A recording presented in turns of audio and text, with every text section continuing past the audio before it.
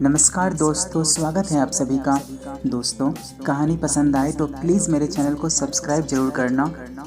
एक बार मंथरक नाम का एक जुलाहा था। उसके पास कपड़ा बुनने का काम था। वह कपड़ा बुनकर अपना और अपने परिवार का भरण पोषण करता था। एक बार उसका जो उपकरण था वह किसी कारणवश टूट गया। उपकरणों को फिर से बनाने के लिए उसे लकड़ी की जरूरत थी। लकड़ी काटने की कुल्हाड़ी लेकर वह समुद्र तट पर स्थित वन की ओर चल पड़ा, जहां समुद्र के किनारे पहुंचकर उसने एक वृक्ष को निश्चित किया और सोचा कि इसकी लकड़ी को काटकर उसके सारे उपकरण वह बना लेगा।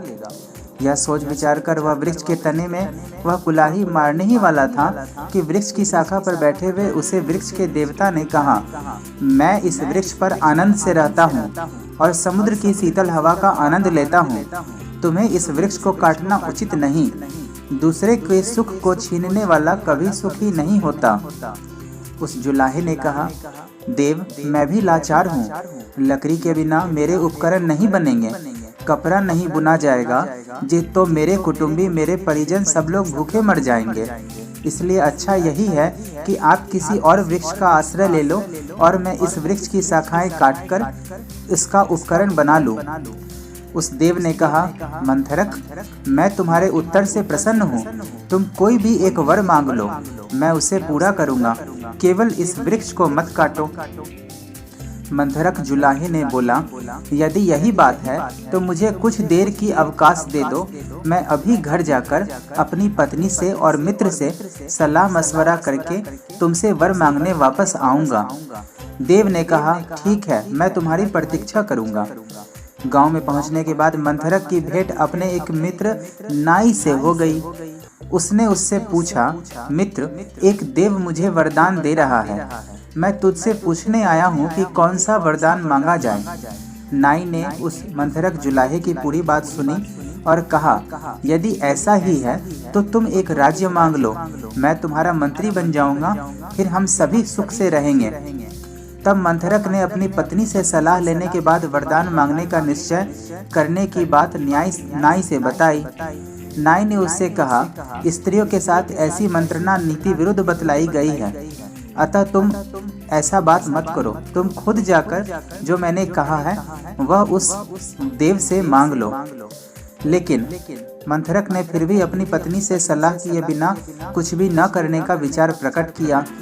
घर पहुंचकर वह अपनी पत्नी से बोला, आज मुझे समुद्र के किनारे वृक्ष पर एक देव मिले हैं। वह मुझे एक वरदान देना चाहते हैं, उस पेड़ को नहीं काटने के बदले में। नाई ने सलाह दी है कि मैं पूरा राज्य मांग लूं। अब तुम बताओ कि कौन सी चीज मांगी जाए। मुझे तो अपने मित्र नाई की बात सही लग रही है। उसकी पत्नी ने उत्तर दिया, राज्य का शासन का काम बहुत ही कष्टप्रद होता है। संधि विग्रह आदि से राजा को अवकाश ही नहीं मिलता। वह हर वक्त अपनी प्रजा के समस्याओं को सुलझाने में व्यस्त रहता है और राजमुकुट भी प्रायः कांटों का ही ताज होता है। पड़ोसी राज्य अगर आप पर आक्रमण करेंगे तो आपका राज्य छीन जाएगा। काल कोठरी में भी आप बंद हो सकते हो। ऐसे राज्य से क्या सुख मिलेगा।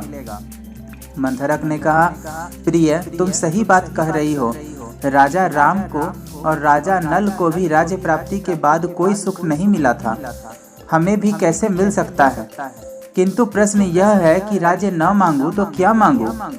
मंथरक जुलाहे की पत्नी ने उत्तर दिया, तुम अकेले 2 हाथों से जितना कपड़ा बुनते हो उससे भी तो हमारा खर्च पूरा हो जाता है। यदि तुम्हारे 2 की जगह 4 हाथ हो जाए और सिर भी 1 की जगह 2 हो जाए तो कितना अच्छा है। तब हमारे पास आज की अपेक्षा 2 गुने कपड़े हो जाएंगे और तुम्हारा व्यापार भी 2 गुना तेजी से बढ़ेगा और इससे समाज में हमारा मान भी बढ़ेगा।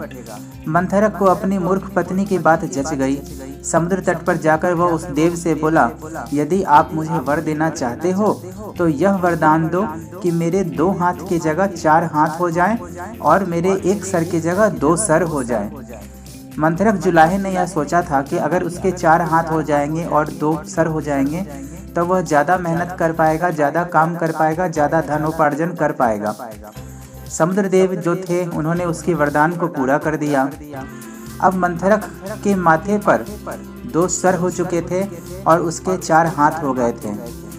यह दशा में वह जैसे ही अपने घर आया, अपने गांव में प्रवेश किया, तो सभी लोगों ने उसे राक्षस समझ लिया और राक्षस राक्षस कहकर सब उस पर ईंट पत्थर लाठी बरसाने लगे।